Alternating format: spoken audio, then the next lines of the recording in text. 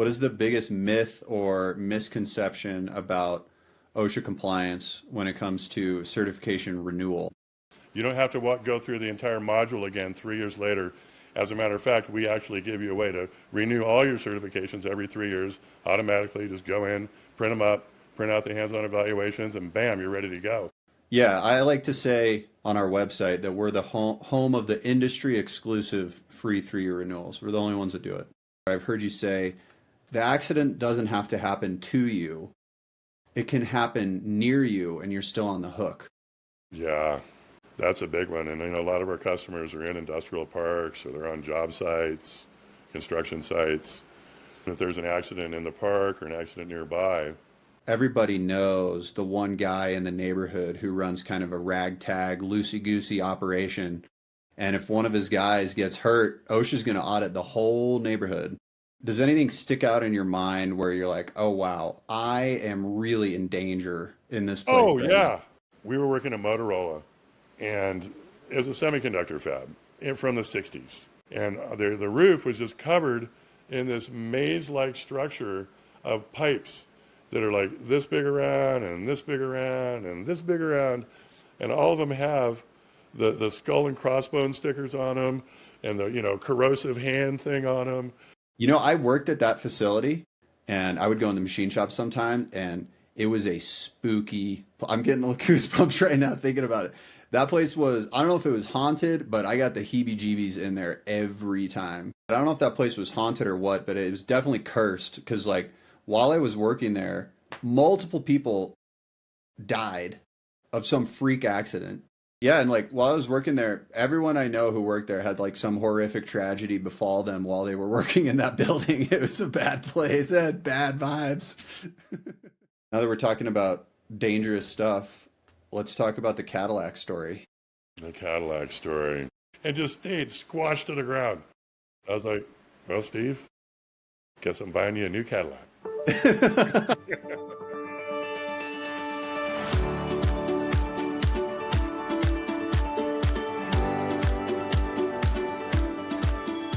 Okay, hey, we just been out at Certify Me headquarters, been working our butts off on getting the new studio set up to make a bunch of YouTube videos.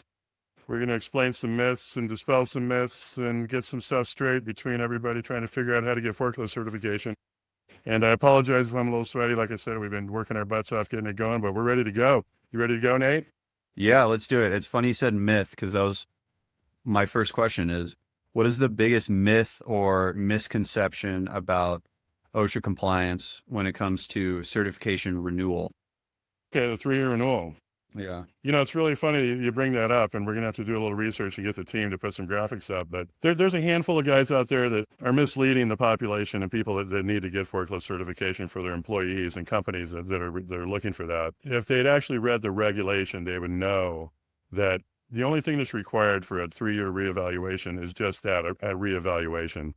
You don't have to go through the entire certification process again. You don't have to go through the entire module again 3 years later, the entire thing that you did before. And it's very clear why you don't have to do that.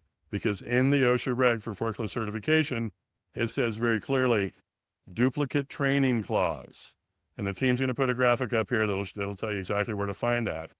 And all it says is if they've been trained in these topics and you're comfortable that they understand they need to wear a seatbelt, they understand not to jump out if it rolls over, they understand they have to do a daily inspection.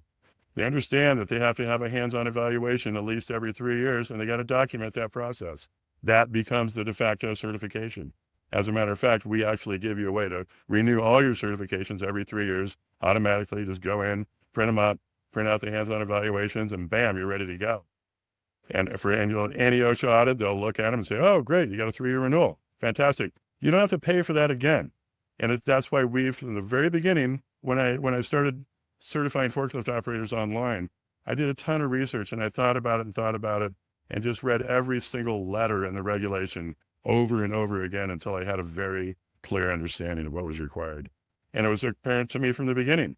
And as a business owner at the time, I was like, I've done this. My guys have already been through this 3 years ago. Nothing's changed. Why do we have to recertify? Why should I have to pay again? To me, that would annoy me and I would look for somebody else. So that's why for 25 years, we've had free renewals. We're not going to change. We're not now, not ever. We're the only ones that actually send out certificates. Make sure you have all the hands-on forms you need for 100% guaranteed OSHA compliance with the forklift rules. That's one of the big myths. I feel bad for people that are going out there and paying for renewals over and over again, or at least, I hope they don't do it more than once. But anyway, that's my take on that. Yeah, that was a great rant because it's really saving employers a ton of money. It's like rather than this cost that just keeps coming back, To do the exact same thing, the Yeah. exact same training, the exact same test, the exact same quizzes, the exact same final exam. That's not required. And you had to pay for the privilege to do it. Yeah. That's why we've always had free 3 renewals from the very beginning. And our customers just love it. Yeah. Yeah. I like to say on our website that we're the home of the industry exclusive free 3-year renewals. We're the only ones that do it. The guys that have followed me into this, over the years, and there's been a handful that have come and gone, and there's a few now that they think that, oh, this is the best business in the world. They buy from us and they have to buy from us again in 3 years. Well, that's not true. And it's actually a falsehood because it's very clear how the recertification and the 3-year renewals work. Now, this is separate completely from if there's an incident and it requires retraining and you have to document that retraining. Like if Bobby, the forklift operator, isn't doing his inspections, well, you need to train him on that again and document that. If Bobby has a near miss and he almost dropped a wheel over the edge of the loading dock, you got to do some retraining. But as far as the 3-year renewal for an operator that's had no incidents, nothing to be worried about, it's not required. You don't have to pay for it. So I hope people will hear this and not do that. And oh, by the way, don't forget about that thing we talked about, the 100% guaranteed, whether you do it yourself, use my program, anybody's program, it doesn't matter. The one vital OSHA piece of documentation that you have to have or you're screwed by OSHA and the OSHA inspectors. So. Yeah. Yeah. I've heard you say in the past, this really stuck out, that as far as OSHA is concerned, if it's not documented, it didn't happen. If there's no documentation of training, it didn't happen. How else what are you going to say? Oh yeah, we did it. Just ask him.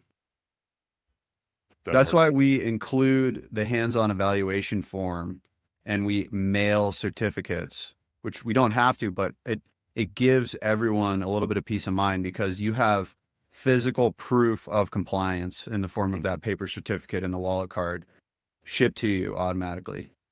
Well, and also, we just want them to feel good about it and that they're getting something worthwhile and not just, here, print this off the internet, see you in 3 years. But, with the hands-on evaluation, you have to do it. There must be a hands-on evaluation of every operator. And if you think about it, if Bobby came to apply for a job with me and he said, oh yeah, boss, I've been certified 3 times. I've been driving forklifts for 10 years. Great, Bobby. That's good to hear. We hired you because your resume. We really like you. We want you to be a forklift operator in the warehouse. You're going to give me for maybe a leadership position here soon. And just turn around and walk away and just say, oh, well, Bobby said he could drive a forklift. Would it be the prudent and smart thing to do to take a moment and say, Bobby, I just need to run through this hands-on evaluation of you just to make sure we're certified for the OSHA inspector. It makes sense. The other thing that's super crucial, like no matter how experienced you are driving forklifts in general, part of the hands-on evaluation is site-specific and equipment-specific evaluation, right? That's exactly right. You really hit on a big one there, Nate. It's, if I can't just take my guys and say, I don't know how to do it. I'm not comfortable doing it. A lot of people aren't. They're worried that there's going to be risk on them if they, train their guys and they get hurt or somehow. But if I go to a rental company and get the training from the rental company and then go outside and get hands-on evaluation from the rental company in their yard on their forklifts, it doesn't count. It means nothing. It says very specific in the reg, and Team's gonna put a graphic up there again, well, like I said, and some links down below. But it's very specific. There has to be a site-specific and equipment-specific hands-on evaluation. So let's say, Stan, the boss, just bought 3 new forklifts. Cool. We get all new equipment. Well, one of the things we have to do is go outside and do a new hands-on evaluation on that new specific type of equipment. So if you go from a rough terrain forklift with a high mast and big wheels in the front and little wheels in the back, and you go move from that to another rough terrain classification, which is a lull type, telescopic shoot boom forklift, you have to do another hands-on evaluation. It only makes sense. It's site specific and equipment specific. It'd be like flying a plane. Well, I can fly a plane. I can fly a Cessna 150, but I can't fly a Learjet. I mean, so that's how that works. They call that type ratings. Yeah, that's super Exactly. interesting. And that's, it just makes sense. Yeah. No, agreed. So let's move on to the next question. So again, for your audience, what do you think is one thing that people need to know about OSHA enforcement? So like in particular, I've heard you say the accident doesn't have to happen to you. It can happen near you and you're still on the hook. Yeah, that's, that's a big one. And I know a lot of our customers are in industrial parks or they're on job sites, construction sites. If there's an accident in the park or an accident nearby, those OSHA inspectors are going to go walking around because the easiest thing to do for the OSHA inspectors to find an infraction in a company is to look for the forklift because they know that that's low-hanging fruit. It's visible. They know they have a forklift. It's a great place to start. Hey, guys, let's see your certifications. And so 3 doors down at the industrial park, the moron tipped the sander over on his foot and broke it. And so OSHA's got to come out and do an investigation because there's a workers' comp claim. We're just going to walk around looking for forklifts. And we're looking for anything that could be a possible violation. And okay, we're going to do an inspection right now. Yeah, totally. So like if you're in a big industrial park, most of our customers are, everybody knows the one guy in the neighborhood who runs kind of a ragtag, loosey-goosey operation. And if one of his guys gets hurt, OSHA's going to audit the whole neighborhood. That's, you nailed it. You just nailed it. It's just, there's always one guy, that just runs a ragtag outfit. That's the risk you have. Doesn't matter what you do, just matters what happens around you. Totally. I mean, that was something that when I learned that it made perfect sense, but it's shocking. You might be thinking you're all good and you're all compliant and none of your guys have ever gotten hurt in your whole history of operation, but you still have the potential to get audited no matter what. Well, and with the forklifts, I think it's a thing that people, they know they have to do it and they know that they need to be certified and they know they see the forklift and they're like, oh, we got to get our guys certified. How are we going to do it? And that's a big question. How are you going to do it? A handful of ways to do it and do it legally and make sure that you mitigate the risk, reduce the risk, and reduce the risk of a catastrophic OSHA fine. It's something that they know they need to do. And sometimes they just neglect it. They're like, we got a bunch of good guys. We're not going to have an accident. My guys are really safe. Well, we haven't had an accident in 10 years, or we've never had an accident in 10 years of business. I'm not worried about it. Well, but like I said, it doesn't have to happen to you. It just has to happen near you. Yeah. So, we send out that monthly newsletter, OSHA Insider. And so every month I go through a lot of the OSHA fines that have gone out that month. And the one that I see the most often is fall protection.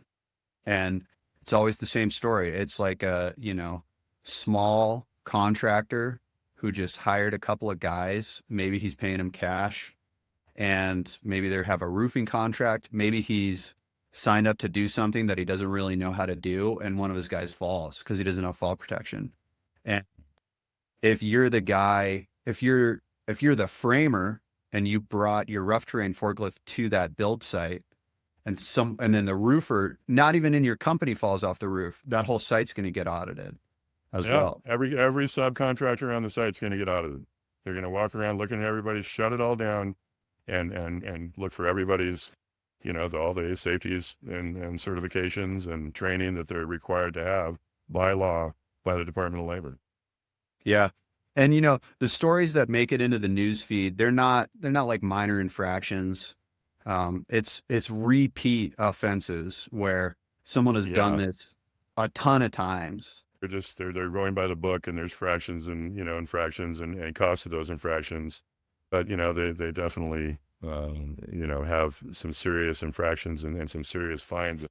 And like I said, usually the serious fines and beyond just, being super annoying and really scaring the hell out of everybody, using up a lot of time and resources to try to get through an OSHA audit. It's immense, with or without an accident. But, they have to do it. It's just the way it is. And by the way, I'd really like, we're talking about different accidents and different places. If you've made it this far into this video, it'd be really cool. I'd really like to see what kind of hokey stuff you've seen at work. What kind of weird accidents have you seen that were just the most unsafe practices and the most unsafe boss you ever worked for? That's it. Who's the most unsafe boss you ever worked for? Don't say him by name. Just describe him and what kind of stupid, foolish stuff they had you do. Because I've got some doozies and they're coming, and you're going to curl your toes when you hear what my boss made me do. Yeah, I'd love to see in the comments section just the wildest stories that everybody has. So Everybody's got them at work. You're like, wait, why are we stacking this ladder on top of this forklift to climb up another ladder? That kind of stuff.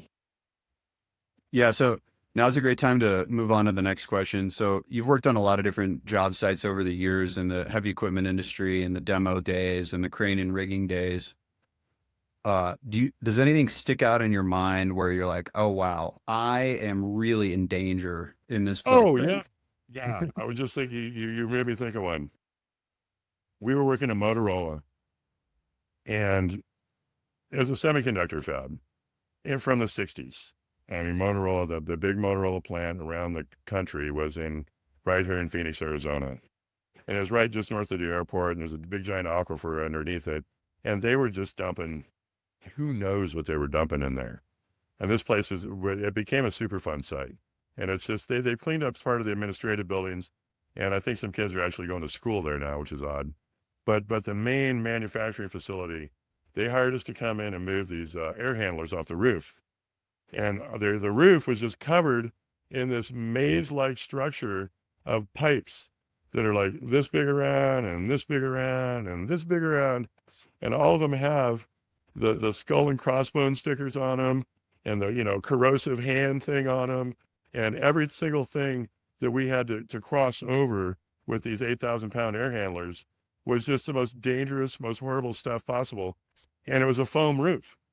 So, and everything was just kind of loosely anchored to the roof up there. So every time they had to do a new process, they just punch a hole in the roof, take it up over the roof, and then run it to another part of the building.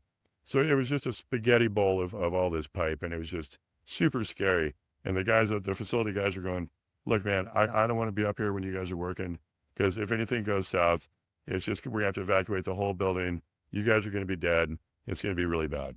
So, just be careful. Oh my God. I worked at that facility. Yeah, you did. I heard you. I remember you talking about that. And I can't remember. I'm gonna have to find out the name. There's like three of the most corrosive acids possible that you can deal with. It was like I forget the name, but there were like the three most horrible acids and solutions possible that'll just kill you instantly on contact. And that was where you worked there. So I worked at the clean room facility. It was this giant multi-acre place. The clean room facility was where they processed the wafers, and there was this spillway in the back. Like they dug this big trench, and they dumped all the nastiest chemicals back there. Like when you go back there, yeah. you can look at where the output pipes went onto the ground, and it looked like 10,000 years of rain erosion on these fissures into this pit. And that site was very close to the Papago mountain range, and it was a Native American sacred site. And Yes, it was. the clean room was attached to a separate building where all of the chillers and pumps were, and they were connected by conduit pipes, a separate building. And the machine shop was back there. And I would go in the machine shop sometime, and it was a spooky, I'm getting a little goosebumps right now thinking about it. That place was, I don't know if it was haunted, but I got the heebie-jeebies in there every time. It's a weird deal. And yeah, it was a Superfund site. I think it still is classified as a Superfund site. And but Can you explain what that means? My understanding is when you dump a certain amount, like so much chemicals in the ground, the EPA decides you are never allowed to sell that land ever. You have to own it in perpetuity.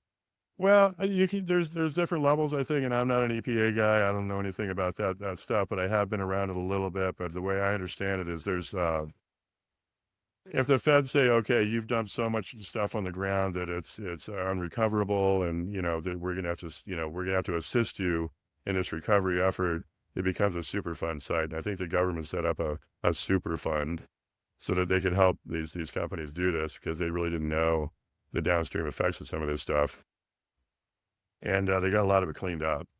And there's a two or three different solutions.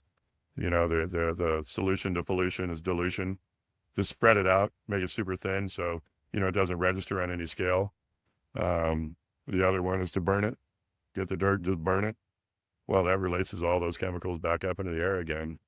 And there's just not many solutions for dealing with that. And I think there's still a fence around it.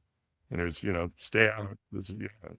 Oh yeah, it was super dicey back there, and like I said, I don't know if that place was haunted or what, but it was definitely cursed because like while I was working there, multiple people died of some freak accident. Yeah, there was terrible chemicals in there. And God, I can't remember the name of the chemical. It was like, and it was some kind of horrible acid that would just like destroy you instantly, like, alien blood, just melt through anything and, to the core of the earth kind of stuff. Let's see. So common acids for semiconductor processing: sulfuric acid, nitric acid, and hydrofluoric acid. Well, those were all there. All three of those were there. And there was this other one that the guy pointed at and said, whatever you do, don't break this one. Yeah, there's some really scary looking ones. Tetramethylammonium, Yeah. ammonium fluoride. I think it was a fluoride acid, a fluorine or something. Yeah, Some that makes really sense. caustic stuff. Yeah. Yeah, it was gnarly, man. Yeah, and like while I was working there, everyone I know who worked there had like some horrific tragedy befall them while they were working in that building. It was a bad place. It had bad vibes. Wow. But yeah, if you could, now that we're talking about dangerous stuff, let's talk about the Cadillac story. The Cadillac story.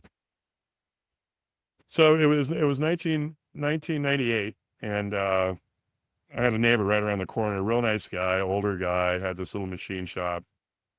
And it was just this kind of raggedy little outfit and just a couple of guys working there, and the floor was really bad and couldn't get a forklift inside, and he had a press brake. And it was about a 12,000-pound press brake, a pretty good sized press brake. And I don't know if you know anything about press brakes. They'll probably show you a picture of one. They're like a door. They just want to fall over. They're all the weights. They're a piece of steel like this, where the thing goes up and down, and then the supports go back. So if you just tip it forward just a little bit, because the sides aren't nearly as heavy as the front, it just falls over on its face.